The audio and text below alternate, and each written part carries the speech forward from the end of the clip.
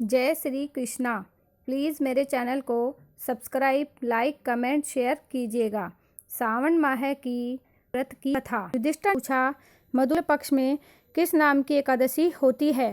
कृपया मेरे सामने उसका वर्णन कीजिए। भगवान श्री कृष्ण बोले, राजन, प्राचीन काल की बात है। द्वापर युग के प्रारंभ का समय था। माहिष्मतीपुर में राजा नहीं प्रतीत होता था। अपनी अवस्था अधिक देख राजा को बड़ी चिंता हुई। उन्होंने प्रजा वर्ग में बैठकर इस प्रकार कहा, प्रजाजनों, इस जन्म में मुझसे कोई पातक नहीं हुआ। मैंने अन्याय से कमाया हुआ धन नहीं जमा किया है। ब्राह्मणों और देवताओं का धन भी मैंने कभी नहीं लिया है। प्रजा का पुत्रवत पालन किया, धर्म से पृथ्वी पर अधिकार जमाया तथा दुष्टों को बंधु और पुत्रों के समान ही क्यों न रहे हो, सदा सम्मान किया और किसी को देश का पात्र नहीं समझा।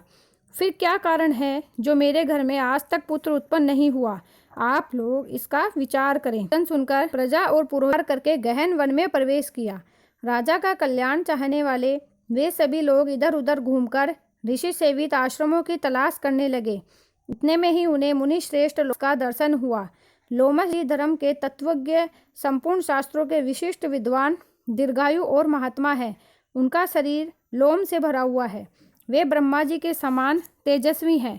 एक एक कल्प बीतने पर उनके शरीर का एक एक लोम विया है, इसलिए उनका नाम लोमस हुआ है। वे महामुनि तीनों कालों की बातें जानते हैं।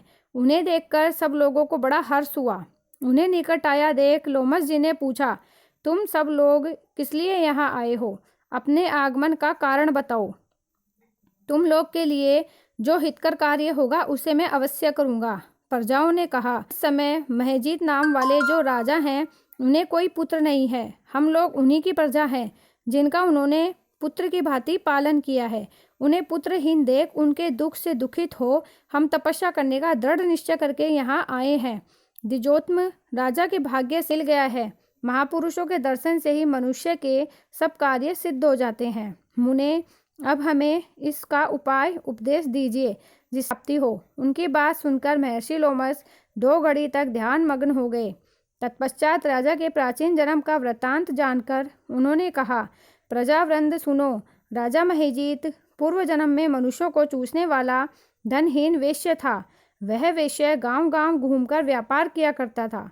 एक दिन बावड़ी देखकर वेश्य ने वहां जल पीने का विचार किया। इतने में ही वहां बछड़े के साथ एक गौ भी आ पहुंची। वह प्यास से व्याकुल और ताप से पीड़ित थी, अतः बावड़ी में जाकर जल पीने लगी। वेश्या ने पानी पीती हुई गाय को हाँककर दूर हटा दिया और स्वयं पानी पिया। उसी पाप कर्म के कारण राजा इस समय पुत्रहीन हुए हैं। किसी जन्म के पुण्य से इन्हें एकंटक राज्य की प्राप्ति हुई है। प्रजाओं ने कहा, मुने, पुराण में सुना जाता है कि प्रायश्चित रूप पुण्य से पाप नष्ट होता है, अतः पुण्य का उपदेश दीजिए जिससे उस पाप का नाश हो जाए।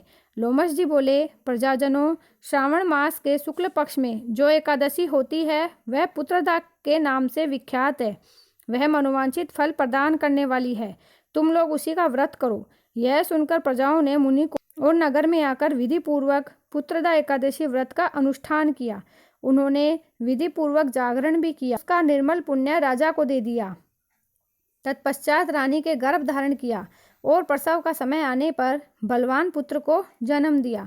इसका महात्म्य सुनकर मनुष्य पाप से मुक्त हो जाता है तथा यह लोक में सुख पाकर परलोक में स्वर्गीय गति को प्राप्त होता है।